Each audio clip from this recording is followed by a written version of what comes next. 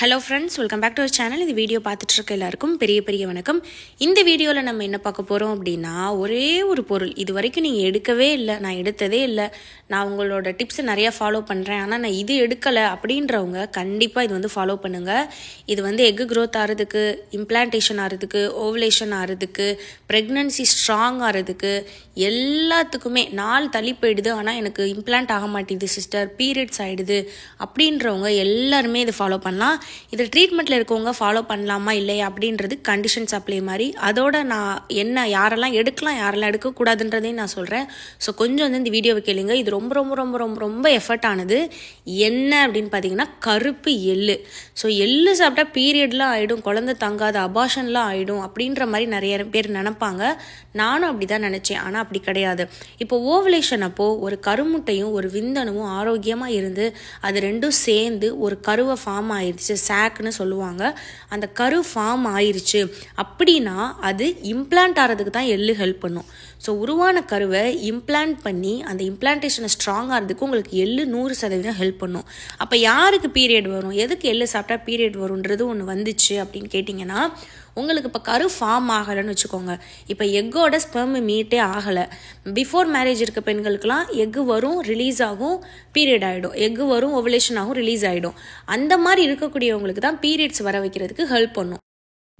So அதனால தான் எள்ளு சாப்பிட்டா பீரியட் ஆகிடும், எள்ளு சாப்பிட்டா பீரியட் ஆகிடும்ன்றது வந்தது. மற்றபடி குழந்தை உருவாயிடுச்சு அப்படின்னா அது வராது. நானே நிறைய கமெண்ட் போட்டிருக்கேன், நிறைய ப்ரெக்னன்சி ஸ்டோரியில் சொல்லியிருக்கேன்.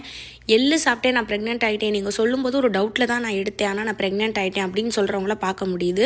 ஸோ ப்ரொஜெஸ்ட்ரான் ஹார்மோன் எள்ளு நம்ம உடம்புக்கு கொடுக்கும். அந்த ஹார்மோன் வந்து நமக்கு பேபி இம்ப்ளான்டேஷனுக்கு ரொம்ப ரொம்ப ஹெல்ப் பண்ணும். அந்த ஹார்மோன் வந்து ஹார்மோன் இம்பேலன்ஸ் இருக்கவங்களுக்கு கரெக்டாக ஓவலேஷன் ஆகி இம்ப்ளான்டேஷன் ஆகி ப்ரெக்னன்சி ஸ்ட்ராங் ஆகிறதுக்கு உங்களுக்கு ஹெல்ப் பண்ணும். இது எவ்வளோ நாள் எடுக்கணும் அப்படின்னு பார்த்தீங்கன்னா, நீங்கள் டாக்டர்கிட்ட போய் கன்ஃபார்ம் பண்ணுற வரைக்கும் இதை எடுக்கலாம்.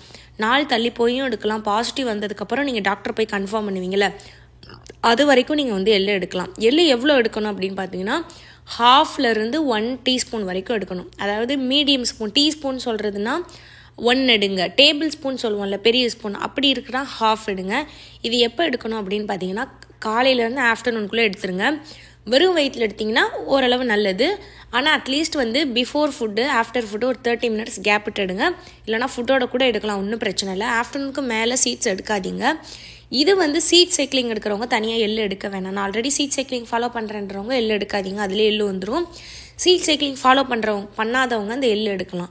இது எப்படி எடுக்கணும்னா, மாதம் 30 நாளுமே எடுக்கணும். பீரியட்ஸ் அப்போ எடுக்கணும், பீரியட் ஆன 3rd டேலேருந்து எடுக்கணும், ஓவலேஷன் அப்போ எடுக்கணும், ஆஃப்டர் ஓவலேஷன் அப்போ எடுக்கணும், நாள் தள்ளி போகும்போது எடுக்கணும்.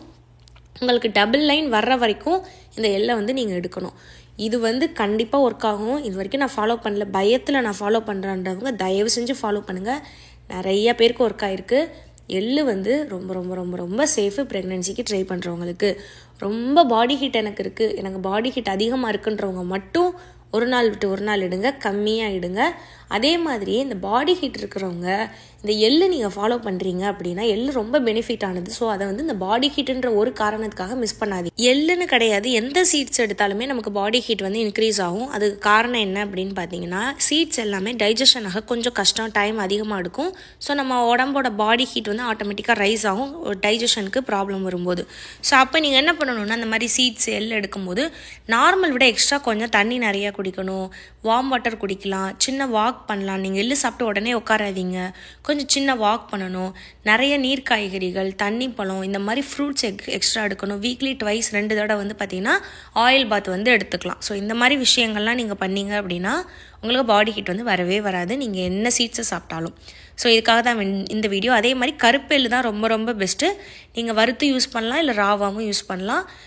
அதே மாதிரி கொஞ்சம் பவுடர் பண்ணி எடுத்துருங்க. எல்லாம் நீங்கள் அப்படியே மெண்டு சாப்பிட்றத விட பவுடர் பண்ணிவிட்டு நீங்கள் சாப்பிட்டீங்க, ஒரு ஸ்பூன் போட்டுட்டு வாயில் போட்டு தண்ணி குடிச்சிட்டிங்கன்னா ரொம்ப ஈஸியாக டைஜஷன் ஆகிடும். ஆனால் இந்த வீடியோ பார்த்து எல்லாருக்கும் ரொம்ப கண்டிப்பாக மிஸ் பண்ணாதீங்க. இதை ட்ரை பண்ணியே ஆகணும். நீங்கள் ட்ரை பண்ணிவிட்டு சொல்லுங்கள் என்கிட்ட எப்படி நீங்கள் உங்களுக்கு ஒர்க் ஆச்சு அப்படின்னு சொல்லிட்டு.